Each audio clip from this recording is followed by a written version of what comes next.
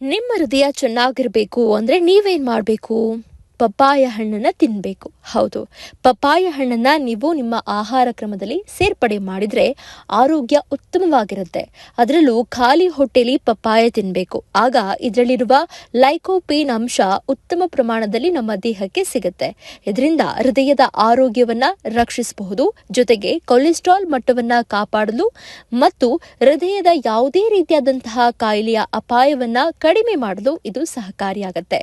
ಇದಿಷ್ಟೇ ಅಲ್ಲ, ಖಾಲಿ ಹೊಟ್ಟೆಯಲ್ಲಿ ನೀವು ಪಪ್ಪಳೆ ಹಣ್ಣು ಅಥವಾ ಪಪ್ಪಾಯವನ್ನ ತಿನ್ನೋದ್ರಿಂದ ಜೀರ್ಣಕ್ರಿಯೆ ಸರಾಗವಾಗತ್ತೆ. ಇದರಲ್ಲಿ ನಾರಿನಾಂಶ ಅಧಿಕ ಮಟ್ಟದಲ್ಲಿದೆ. ಕರಳಿನ ಕ್ರಿಯೆ ಸರಾಗವಾಗಿಸಿ ಮಲಬದ್ಧತೆಯನ್ನ ತಪ್ಪಿಸುತ್ತೆ.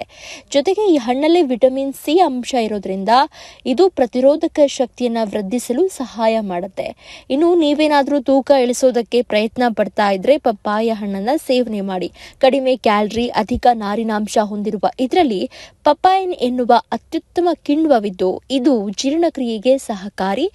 ಹಾಗೆಯೇ ಕೊಬ್ಬು ಕಡಿಮೆ ಮಾಡಿ ತೂಕವನ್ನ ಇಳಿಸುತ್ತೆ. ಪಪ್ಪಾಯದಲ್ಲಿ ಆಂಟಿ ಆಕ್ಸಿಡೆಂಟ್, ಪ್ರಮುಖ ವಿಟಮಿನ್ಗಳು ಮತ್ತು ಖನಿಜಾಂಶಗಳು ಸಮೃದ್ಧವಾಗಿದ್ದು ಇದೆಲ್ಲವೂ ಕೂಡ ಚರ್ಮದ ಕಾಂತಿಯನ್ನ ಹೊಳೆಯುವಂತೆ ಮಾಡುತ್ತೆ.